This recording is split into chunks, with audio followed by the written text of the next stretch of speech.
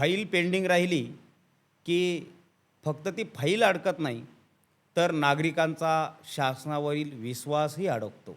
मी आज दिनांक 13 जुलै 2026 रोजी आमच्या फुलंब्री तालुक्याच्या तहसील कार्यालयात गेलो आणि एका सामाजिक कामानिमित्त मला प्रश्न पडला की असंवैधानिक आंदोलनाला जबाबदार कोण, नागरिक की व्यवस्था?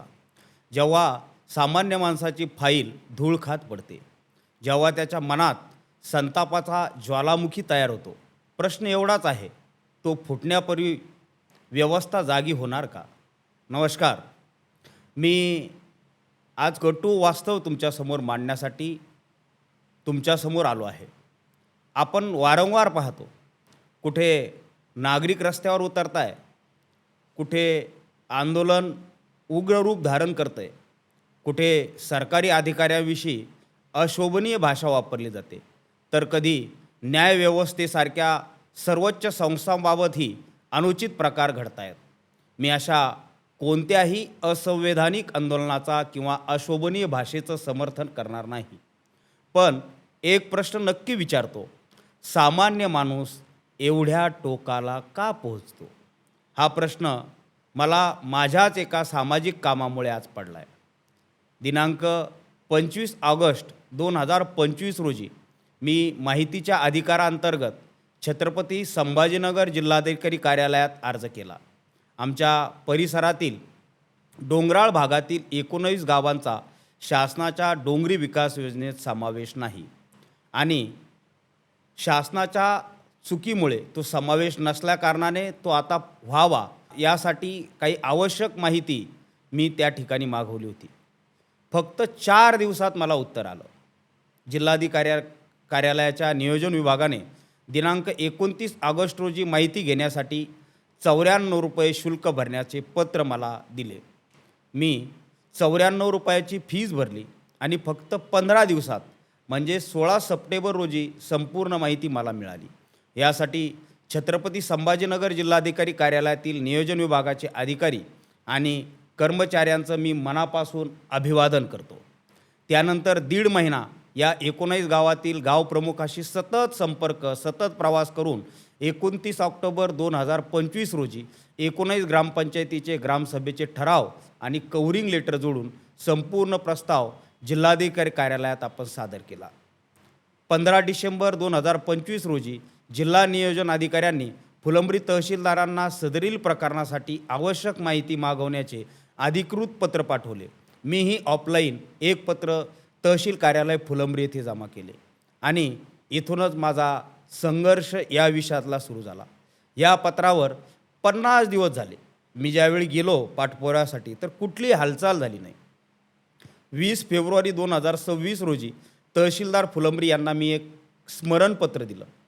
पुन्हा पाठपुरावा केल्यानंतर 10 मार्च 2026 रोजी तहसीलदार यांनी पिरबावडा, फुलंब्री आणि बाबरा या 3 मंडळाधिकाऱ्यांना सदरील प्रकरणाची माहिती जमा करून तहसील कार्यालयात जमा करण्याचं पत्र दिले. आज अनेक महिने उलटले. यातील फक्त पिरबावडा मंडळाने, जे पिरबावडा मंडळाचे मंडळाधिकारी त्यांनी वाघोळा, पोफळा, लोहगड, नांद्रा, जातेगाव, धामणगाव, सुलतानवाडी, भोयगाव, पिंपळगाव, गांगदेव, बाभुळगाव तर्टे, गिरसावळी, मारसावळी, फाजलवाडी, डोंगरगाव, कवाड, दरेगाव दरी, पिरबावडा, रांजणगाव, धानोरा या 15 गावची माहिती दिली. परंतु बाबरा मंडळात फक्त एक गाव आहे, ते लालवण, आणि फुलंब्री मंडळातील चिंचोली, बुद्रुक, सांजूळ, बिल्डा, मुर्शिदाबादवाडी, गणोरी हे 5 गावं फुलंब्री मंडळात आहे. या दोन्ही मंडळाधिकाऱ्यांनी माहिती दिलेली आजपर्यंत नाही. त्यामुळे संपूर्ण प्रस्ताव आजही जिल्हाधिकारी कार्यालयात या 2 मंडळाधिकारी यांच्या चुकीमुळे पडू नये, तो पुढे गेलेला नाही. आणि तेव्हा मनात एक प्रश्न निर्माण आज झाला, एखाद्या सामान्य नागरिकाने किती वेळा सरकारी कार्यालयात उंबठे झिजवायचे, किती वेळा पाठपुरावा करायचा, किती वेळा आश्वासनांवर विश्वास ठेवायचा? व्यवस्था वेळेत काम करत नसेल तर लोकांच्या मनात असंतोष निर्माण होतो. तो असंतोष कधी आंदोलनात बदलतो आणि काही वेळा दुर्दैवाने तो चुकीच्या मार्गानेही व्यक्त होतो. पुन्हा एकदा स्पष्ट सांगतो, मी असंवैधानिक आंदोलनाचा आणि अशोभनीय भाषेचा ठाम विरोध करतो. पण अशी परिस्थिती निर्माण होऊ नये यासाठी प्रशासनानेही आणि प्रशासनातील अधिकाऱ्यांनीही आत्मपरीक्षण करण्याची वेळ आली आहे. माजी महाराष्ट्राचे महसूल मंत्री श्री चंद्रशेखरजी बावनकुळे साहेब यांना एक रचनात्मक सूचना आणि विनंती आहे. महाराष्ट्रातील प्रत्येक तहसील कार्यालयात अशी ऑनलाईन व्यवस्था असावी जिथे प्रत्येक प्रकरणाची नोंद ते इन्व्हॉल्व झाल्यानंतर कोणत्या अधिकाऱ्याकडे गेलं, ते कोणत्या टेबलावर प्रलंबित आहे, किती दिवस प्रलंबित आहे, पुढील कार्यवाही का झाली नाही, हे नागरिकांना आणि वरिष्ठ अधिकाऱ्यांना सहज पाहता येईल अशी एखादी व्यवस्था तयार करता येईल का? अशी व्यवस्था जर निर्माण झाली, एखादं सॉफ्टवेअर जर तयार केलं तर प्रलंबित फायली कमी होतील, पारदर्शकता वाढेल, नागरिकांचा विश्वास वाढेल आणि सर्वात महत्त्वाचे म्हणजे असंवैधानिक आंदोलनं आणि कटोभाषेची गरजच भासणार नाही. हा विषय फक्त फुलंब्रीपुरता नाही आहे. हा विषय संपूर्ण महाराष्ट्रातील लाखो नागरिकांचा आहे.